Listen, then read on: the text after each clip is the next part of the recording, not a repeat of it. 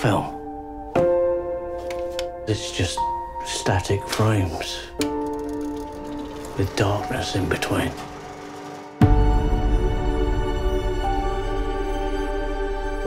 But there's a little flaw in your optic nerve.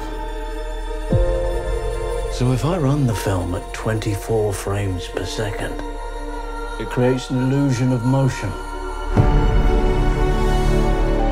an illusion of life. So you don't see the darkness.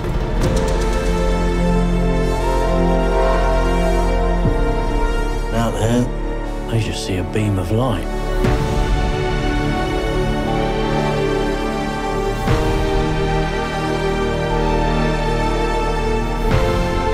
And nothing happens without light.